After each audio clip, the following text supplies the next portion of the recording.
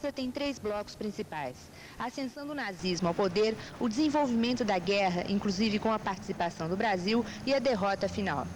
Quais foram os primórdios da guerra? Por que ela começou?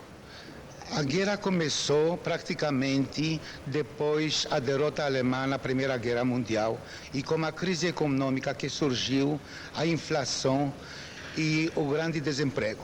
Por exemplo, neste painel eu coloquei aqui que você tem, por exemplo, um contraste entre as classes na Alemanha.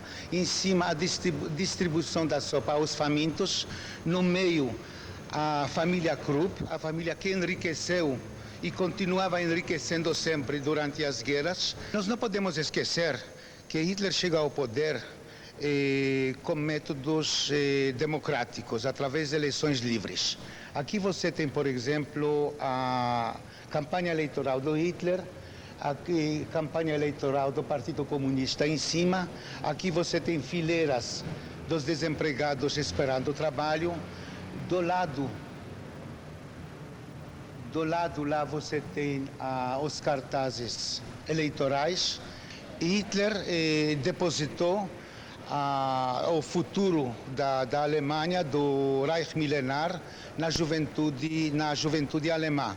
Ele criou Hitlerjugend, que é juventude hitlerista, que numa forma paramilitar estava já se preparando para dominar futuramente o mundo que por acaso será conquistado por Hitler, porque o objetivo dele era conquistar o mundo. A guerra começou mesmo com a invasão da Polônia. Como foi isso? No dia 1º de setembro, às 5h45, as tropas alemãs cruzaram a fronteira polonesa, iniciando a Blitz contra o Estado polonês, que resistiu durante 23 dias.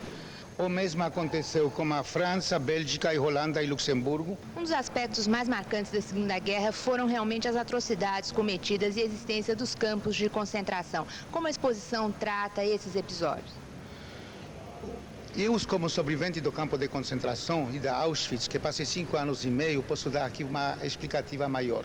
As atrocidades cometidas durante a Segunda Grande Guerra, principalmente contra os judeus, mas também contra os não-judeus, foram sem precedentes em toda a história universal. Mais de 6 milhões de judeus, 3 milhões de russos, ciganos e outros foram barbaramente assassinados, metodicamente levados às câmaras de gás e as câmaras de gás e os fornos crematórios nos campos especialmente construídos para este fim. A resistência foi por parte de todos os povos contra a opressão nazista. Entretanto, eu gostaria aqui salientar a resistência judaica no gueto de Varsóvia e outros guetos, muitos outros guetos onde ninguém sobrou para contar o que aconteceu. O levante do gueto de Varsóvia foi o primeiro levante armado contra o poderio nazista. Aconteceu no dia 19 de abril de 1943, quando o exército alemão encontrava-se no auge do seu poderio. O levante do gueto de Varsóvia durou por mais tempo que as forças da Polônia, da França, da Bélgica e da Holanda, respectivamente, cada uma resistiram contra a invasão nazista. Foi um levante onde não houve sobreviventes, onde os judeus lutaram para salvar a honra e a dignidade do seu povo, sabendo que não vão sobreviver, sabendo que não tem nenhuma possibilidade de resistir por mais tempo, seguravam até o último instante as armas, lutando sem qualquer ajuda externa. A derrota praticamente começou em Stalingrado, onde os russos repeliram um ataque contra a sua cidade, aprisionando cerca de 100 mil alemães. Depois começaram as ofensivas russas de um lado, foi depois desembarque dos aliados na Itália, depois no dia 6 de junho de 1944, o desembarque na Normandia também, e os alemães começaram a recuar, sofrendo uma derrota atrás da outra derrota. A guerra terminou mesmo, foi no Japão. Como aconteceu? Aconteceu depois, os americanos lançaram as bombas atômicas sobre Hiroshima e Nagasaki. Nesta foto abaixo, a gente pode observar o que é o resto da cidade de Nagasaki. Uma única bomba que ela não acertou o alvo, ela matou mais que 18 mil pessoas, destruindo 30 mil casas. E Hiroshima foi muito pior. Depois disso, os alemães se renderam. A exposição reúne 350 fotografias. É uma exposição didática. Aqui, a história começa logo depois da Primeira Guerra Mundial. Mostra uma Alemanha arrasada, com uma inflação sem precedentes. As condições eram ideais para a ascensão do nazismo. Esse aqui foi um dos primeiros cartazes de propaganda eleitoral de Hitler. Nos dizeres, basta agora, votem em Hitler. Hitler foi eleito democraticamente nas últimas eleições livres realizadas na Alemanha antes da guerra. Em 5 de março de 1933, ele conseguiu 13 milhões e meio de votos. Essa aqui era a cédula eleitoral da época. O partido nazista era o primeiro nessa cédula, o primeiro dos 15 partidos que disputavam essa eleição.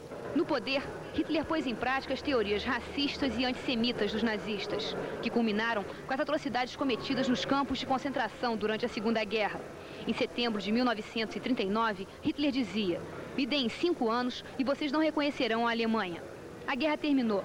A Alemanha foi destruída e 6 milhões de judeus foram exterminados. Eu passei 5 anos e meio nos campos de concentração. Experimentei na própria carne as atrocidades cometidas pelos nazistas. Perdi toda a minha família. O meu objetivo para demonstrar como o nazismo chegou ao poder, para alertar contra os regimes totalitários e principalmente para prevenir para as novas gerações sobre isso que aconteceu, para nunca permitir que o mesmo volte a se repetir. Mas para quem é humorista, até a tragédia...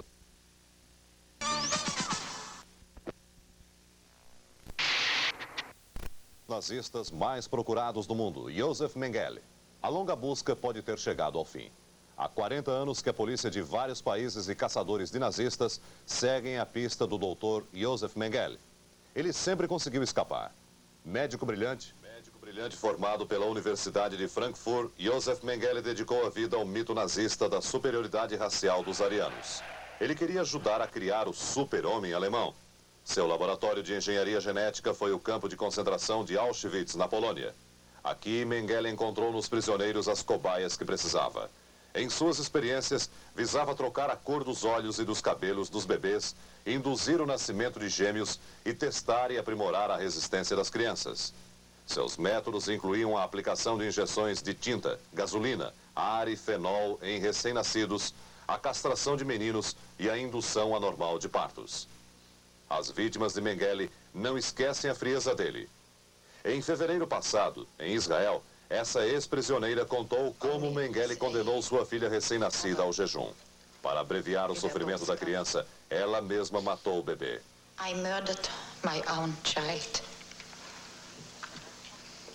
Mengele é acusado de ser responsável pela morte de 400 mil pessoas em 4 milhões que morreram em Auschwitz.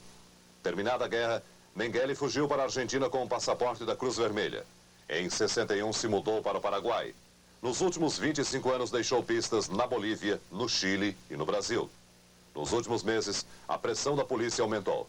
Os governos de Israel, da Alemanha e dos Estados Unidos ofereceram mais recompensa pela captura de Mengele. Há um mês, a caçadora de nazistas Beate Klarsfeld foi investigar no Paraguai. Vários jornais sul-americanos publicaram este anúncio: 14 bilhões de cruzeiros para quem desse uma pista de Mengele. O cerco sobre o carrasco estava apertando. Se ele não tiver morrido, terá agora 74 anos. A interceptação de uma correspondência na cidade de Ginsburg, na região da Alemanha, levou a polícia a acreditar que o corpo do nazista Josef Mengele estava em São Paulo. Oficiais da polícia alemã apreenderam cartas enviadas por um homem de nome Wolfgang Gerhardt aos parentes de Josef Mengele na Bavária. A correspondência era mandada do Brasil, no endereço do remetente, uma rua na zona sul de São Paulo. Essas informações foram passadas à Polícia Federal há uma semana. O superintendente da Polícia Federal, o delegado Romeu Tuma, assumiu pessoalmente a operação. Num trabalho com estes oficiais alemães que vieram ao Brasil, as pistas levaram a este casal, Lisolotte e Wolfram Bossert. Nova suspeita: Wolfram Bossert é um ex-cabo do exército de Hitler. Austríaco, desembarcou no Brasil em 1952. Os documentos que os policiais encontraram na casa dos Bossert reforçaram a ideia de que, finalmente, o paradeiro de Josef Mengele teria sido descoberto.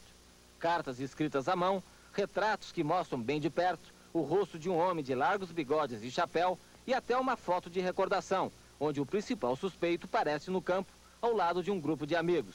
No meio de tudo, uma cédula de identidade e a carteira de habilitação. O casal disse na Polícia Federal que logo depois da morte, um filho de Mengele esteve no Brasil e levou para a Alemanha vários documentos, objetos pessoais e um diário escrito por Mengele em alemão. O que ele confessou para o senhor? Nada. Ele não falou, ele evitou falar sobre aquele assunto. O senhor nunca perguntou isso para ele? Não, hoje eu sinto isso, porque eu talvez seria a única pessoa do mundo sabendo a verdade sobre aquele assunto. Qual foi a opinião dos policiais alemães? Eles acreditam que se trata do criminoso foragido. Por que eles acreditam nisso? Pelos detalhes que o casal informou, inclusive apelidos de famílias do Mengele, a sua postura, as suas histórias que contava, a visita do filho quando fez na residência do casal. A história lhe parece convincente, então? É convincente a história, há indícios fortes de que se trata do elemento procurado, mas nós preferimos o término do exame cadavérico que está sendo feito pela perícia. O túmulo onde estaria enterrado Josef Mengele foi aberto hoje numa cidade perto da capital paulista. O cemitério de Nossa Senhora do Rosário, na cidade do Embu, é pequeno. Aqui estão enterrados mais ou menos umas 7.000 pessoas. A movimentação por aqui começou logo cedo, às 7 horas da manhã, com a chegada dos primeiros agentes da Polícia Federal. Os agentes da Polícia Federal só esperavam a chegada deste documento, uma autorização judicial para iniciar a exumação. O túmulo 321 estava abandonado há muito tempo. Uma grama alta cobria esta placa com o nome de Friedrich Gerhard, a mãe de Wolfgang Gerhard, o homem que agora é apontado pela Polícia Federal como sendo o carrasco nazista Josef Mengele. Esta suspeita transformou o pequeno cemitério da cidade do Embu no centro das atenções da imprensa mundial. Quando a exumação começou, quase 200 jornalistas cercavam o túmulo. Entre os assistentes, o casal de austríacos, que levou à suspeita de que Wolfgang Gerhard seria o nome falso de Mengele. Em pouco menos de 2 horas, o coveiro chegou até a ossada. Os restos foram colocados nesta urna especial. Quase tudo estava em adiantado estado de decomposição. A ossada retirada aqui no cemitério foi levada para o Instituto Médico Legal de São Paulo. Lá vai passar por uma perícia técnica que tentará esclarecer a altura, o peso, a estatura e a raça da pessoa que estava enterrada aqui. Isso pode facilitar a identificação? Muito. Isso daqui é que talvez vai dar a identificação. O homem que a polícia alemã suspeita que era Josef Mengele morava num tranquilo e afastado bairro de São Paulo. Esta é a casa onde a pessoa que estaria sendo identificada como Josef Mengele morou os seus 3 últimos anos de vida, de 1976 a 1979. Só que a pessoa que morava aqui era conhecida apenas como Seu Pedro, um estrangeiro que falava apenas 2 línguas, o alemão e o espanhol. A casa fica num bairro bem afastado do centro da cidade. É uma casa simples, com sala, 2 quartos, banheiro e cozinha. Aqui vivia um homem solitário e bom, segundo seus empregados e vizinhos, que nem sabem quem foi Mengele. A gente comia na mesa com ele, tomava café junto, a gente ouvia música junto. Aqui uma foto de Seu Pedro jantando com alguns empregados em 1977. Mas os mesmos empregados contaram um pouco do outro lado da vida de Seu Pedro, o lado misterioso. Ele falava do passado dele? Não, não falava do passado. Às vezes ele cortava a conversa, ele não falava sobre o passado dele. O senhor sabe se ele tinha algum tipo de arma dentro de casa?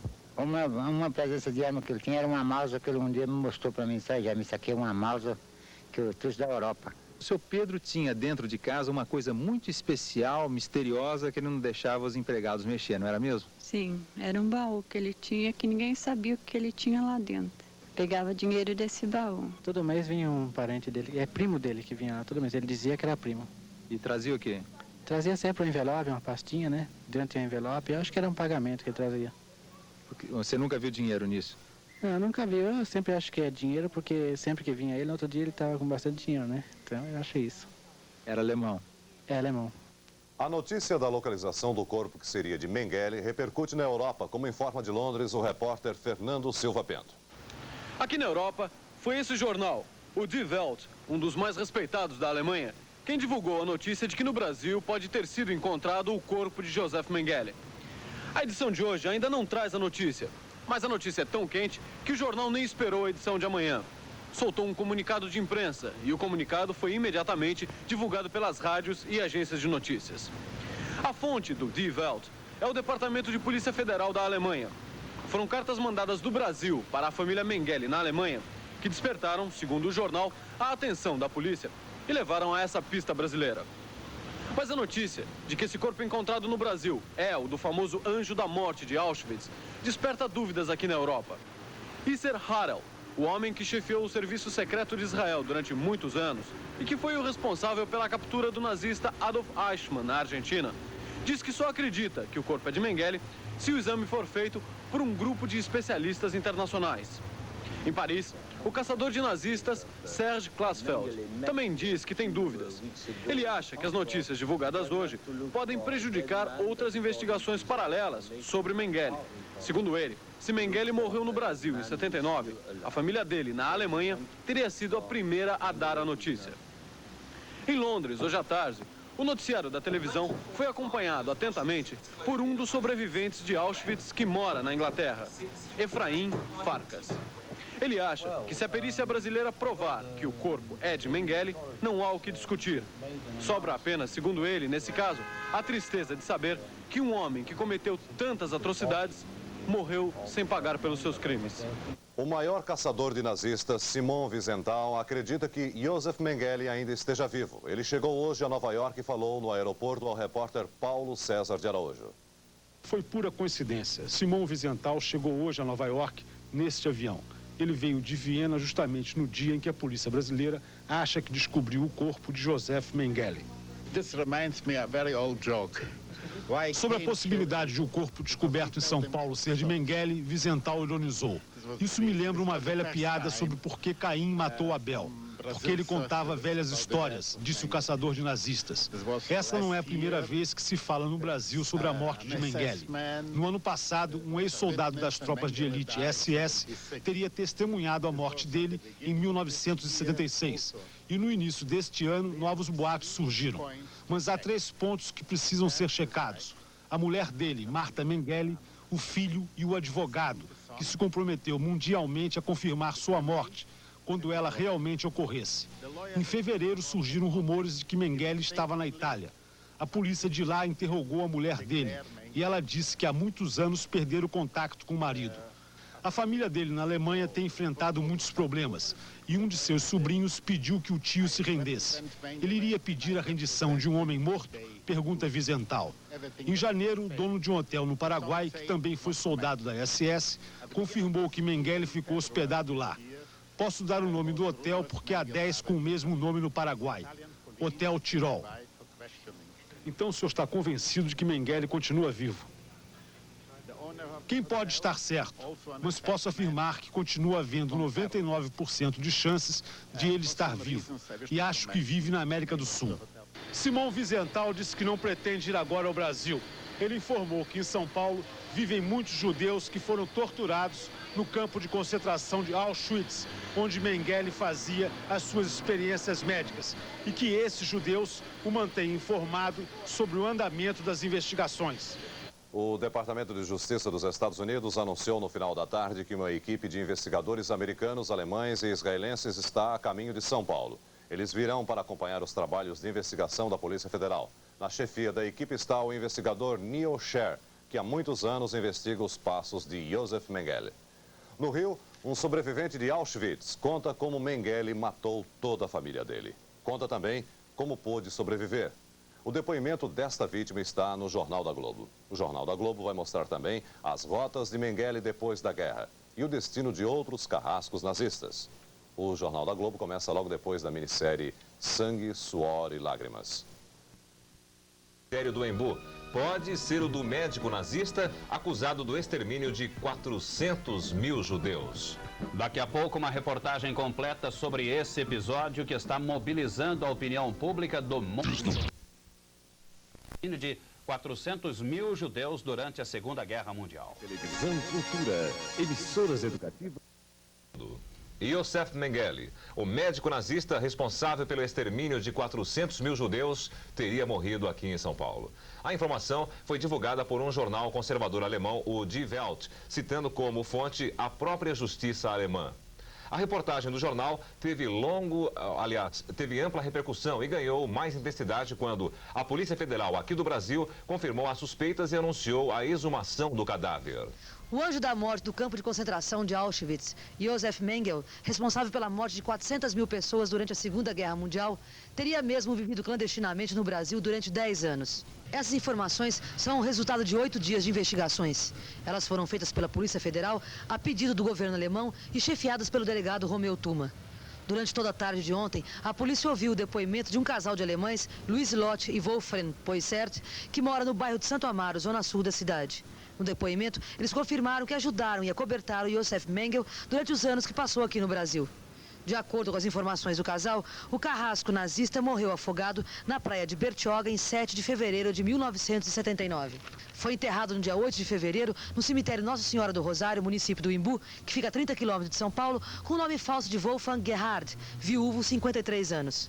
O delegado Romeu Thuma esteve na Justiça Federal e conseguiu do juiz da segunda vara, José Calas, autorização para fazer a exumação do cadáver. Doutor Romeu Thuma, esses documentos, esses diários que foram encontrados, o senhor já sabe o que contém? Não, aquilo não é diário do Mengele, é diário de uma outra pessoa e que faz algumas referências.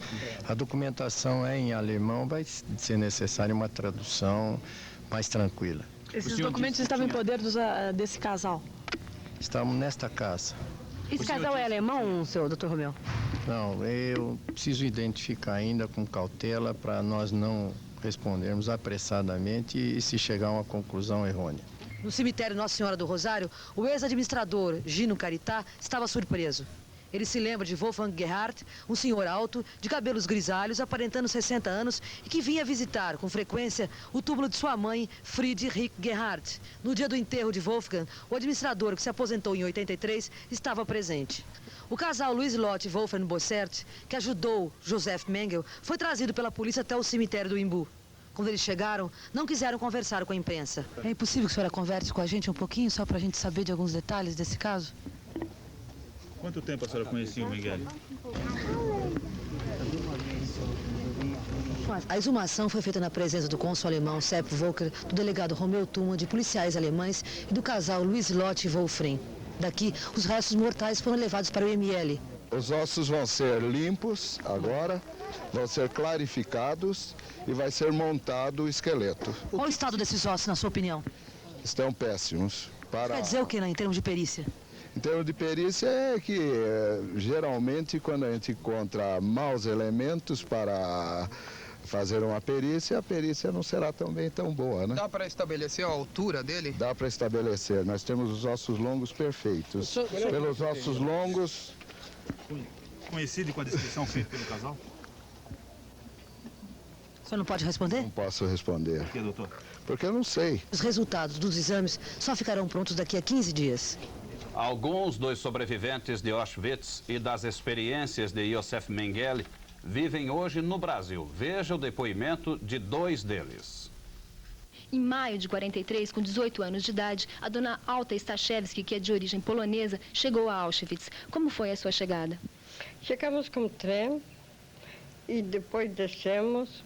Todo mundo devia andar nu, sem roupa. E tinha lá homens, gente que não gostaram, gente de idade, ou acharam que alguém está doente, mandaram do lado esquerdo. Quem acharam que dá ainda para trabalhar, mandaram ir para o lado direito. E o que significa essa tatuagem A 15.187? Isso é o número meu, nome meu de lá. Lá a gente não tinha nome. Isso dá lugar de nome. E como foi o período que a senhora ficou lá? Fiquei lá, estava horrível. Lugar de dormir, 10 pessoas em um pedaço como caixão, dividido como para animal, para 10 moças, que uma queria se virar, todos 10 estavam obrigados a se virar também, que não deu uma só para virar-se. Condições péssimas, horríveis. Jornalista e escritor Ben Abraham é autor de 7 livros sobre o Holocausto. Ele é outra vítima que sobreviveu ao campo de concentração de Auschwitz. Ben Abraham, que também é judeu polonês, passou pelas famosas seleções de Mengele. Ele viu o anjo da morte de perto. Como era o Mengele? Olha, eu tinha a oportunidade de só ver durante alguns segundos quando passei na frente dele. Ele é uma pessoa de estatura média, usava suspensórios por cima da camisa parda, no braço ele tinha pendurada uma bengala e, sem falar nenhuma palavra, só olhando para os prisioneiros e mexendo com o dedo à esquerda ou à direita, encaminhava as pessoas para câmaras de gás ou para trabalhos forçados. Que tipo de experiência ele fazia com os prisioneiros? Ele fazia várias experiências. Ele fazia experiências genéticas com gêmeos, ele fazia experiências que serviriam no futuro para salvar os soldados alemães, como, por exemplo, implantação dos membros, que ele amputava membros nos prisioneiros, implantando membro de um para outro. Ele fazia experiências também tirando fora os músculos das pessoas, implantando para as outras pessoas, ou introduzindo objetos estranhos dentro das feridas para ver comportamento do corpo como um objeto, como, por exemplo, uma bala, um estilhaço de uma granada, etc. Os caçadores de nazistas têm razões para acreditar que Josef Mengele continua vivo no Paraguai e ele vive com a proteção do presidente Alfredo Stroessner. O senhor acredita que esse homem que morreu no Brasil é Mengele? Eu não acredito que trata-se do Mengele. Não acredito mesmo que trata-se do Mengele, porque seria muita coincidência justo agora para ser encontrado Mengele. Justo agora que o presidente Alfredo Stroessner do Paraguai está indo para a Alemanha. Certo, até isso, e também a atuação da Betty Klarsfeld no Paraguai. Em coincidências eu não acredito. Nenhum dos chamados caçadores de nazistas acredita que esse corpo seja o de Mengele ou Mengele. Um deles, Simon Wiesenthal. A notícia não passa de uma cortina de fumaça para cobrir as pistas. Aqui em São Paulo, o rabino Henri Sobel, líder religioso da comunidade judaica, tem uma posição semelhante. Nós estamos aqui com Henri Sobel, que é rabino da congregação israelita paulista. Como todas as pessoas, ele foi surpreendido hoje pela notícia de que o corpo de Mengele estaria enterrado no Imbu. Surpreso e estranhando essa notícia, ele continua checando informações no Brasil e no exterior. Como é que o senhor está vendo esse caso do Mengele? O que nos interessa não é o cadáver de Mengele, mas sim o julgamento para impedir que os crimes do Holocausto caiam no esquecimento. É importante que as atrocidades, as barbaridades que este homem cometeu sejam divulgadas para que elas não se repitam. Hoje o senhor declarou que o senhor está aguardando notícias das autoridades brasileiras e checando informações no exterior. O senhor tem alguma informação nova? Recebemos informações do exterior, sempre temos contatos, mas eu não sou um caçador de nazistas, não sou um profissional. Eu recebo informações estas não tenho a liberdade de divulgar neste momento. O senhor se declarou surpreso com essa notícia. As informações que se tinha é de que ele estaria no Paraguai. De repente ele é encontrado morto e no Brasil. A que o senhor atribui isso? Realmente trata-se